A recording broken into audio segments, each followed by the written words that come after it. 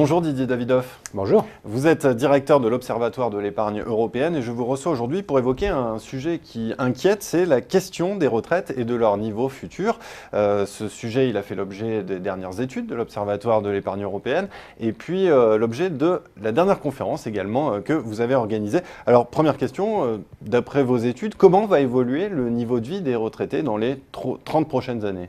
Alors, je vais essayer de vous expliquer brièvement les travaux qu'on a menés, qui sont un petit peu complexes, puisqu'on a fait ce qu'on appelle des micro-simulations sur la base d'enquêtes sur la situation actuelle des salariés. Nous avons essayé de simuler l'évolution des revenus, d'une part des gens qui sont proches de la retraite aujourd'hui, et puis de ceux qui sont en milieu de carrière, et qui donc seront en retraite d'ici dans les 20 ou 30 prochaines années. Notre conclusion, c'est que sur la base du système actuel de répartition, le taux de remplacement va baisser de 4 points entre ces deux générations-là.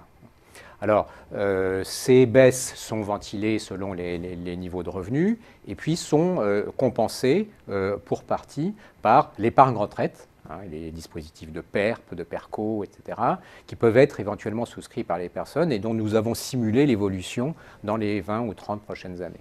Est-ce que cela veut dire que certaines catégories de population risquent de passer sous le seuil de pauvreté avec le système actuel ? Alors avec le système actuel, absolument, des personnes risquent de passer sous le système de pauvreté. Globalement, les systèmes de retraite les produits d'épargne retraite vont compenser, je dirais, les 3/4 de la baisse du taux de remplacement. C'est-à-dire qu'on va avoir une baisse de 4 points du taux de remplacement venant du régime de sécurité sociale, et on va avoir, pense-t-on, une augmentation de 3 points de ce taux de remplacement du fait des produits d'épargne retraite qui vont monter en puissance. Est-ce que les pensions privées jouent aujourd'hui leur rôle de complémentaire pour financer les retraites ? Alors, il faut bien reconnaître ce qu'il y a. Les produits d'épargne retraite représentent une petite partie seulement du patrimoine financier des ménages, de l'ordre de 2 à 3% aujourd'hui. On pense que cette part va doubler pour les prochaines générations, on va passer à plus de 5%. Ça peut paraître peu, mais c'est beaucoup pour certaines catégories de population, telles que les indépendants, les agriculteurs, les enseignants par exemple, qui ont des produits, des fonds de pension ou des produits d'épargne retraite. Donc oui, ces produits joueront un rôle important pour compléter les revenus des futurs retraités.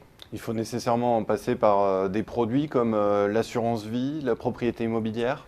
Oui, alors on dit beaucoup en France que la garantie du pouvoir d'achat, du niveau de vie à la retraite, ça va être l'épargne en général, telle qu'elle est pour l'assurance vie, ou le logement, quoi. Alors c'est vrai en partie que l'assurance vie et la propriété du logement assurent une protection aux personnes, mais il faut voir que finalement l'assurance vie est peut-être surtout utilisée comme véhicule de transmission d'un patrimoine aux descendants. Et j'en veux pour preuve le fait que le pourcentage de personnes qui sortent des contrats d'assurance vie sous forme de rachat programmé périodique, donc avec un vrai revenu qui viendrait de l'assurance vie antérieurement constitué, est finalement minoritaire. Ça va être peut-être 10% ou 20% dans le meilleur des cas des retraits de l'assurance vie.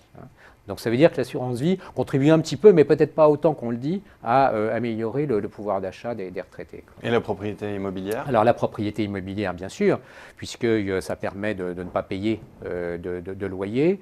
Mais là, nous pensons à l'Observatoire de l'épargne européenne que le système actuel n'est pas optimal.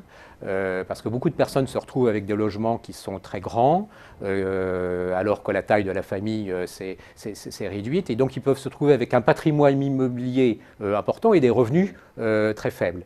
Et nous pensons que des produits financiers, tels que le crédit viager hypothécaire, par exemple, permettraient d'améliorer le niveau de vie des retraités qui sont propriétaires de leur logement, et peut-être d'un logement un peu trop grand pour eux, sans mettre en danger les droits des descendants qui, au décès de la personne, peuvent récupérer, s'ils le souhaitent, le logement, ou du moins ce qui n'a pas été consommé sous forme de rente viagère. Pour conclure, Didier Davidoff, est-ce que vous avez le sentiment que les individus, à l'heure actuelle, épargnent assez en vue de leur retraite ?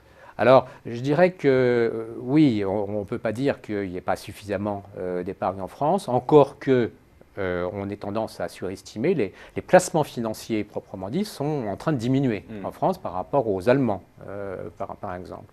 Et la deuxième chose qu'on peut dire, c'est que ce qui manque souvent, c'est une vraie stratégie patrimoniale et que clairement, on sache combien on veut épargner pour faire face à un imprévu, combien on veut épargner pour transmettre un actif à ses descendants, et puis combien on veut épargner pour dégager du revenu. Et c'est ça le rôle des intermédiaires financiers, c'est d'aider les épargnants à définir leur stratégie patrimoniale. Surtout que l'épargne privée reste incontournable pour éviter une rupture de niveau de vie brutale lors du passage à la retraite.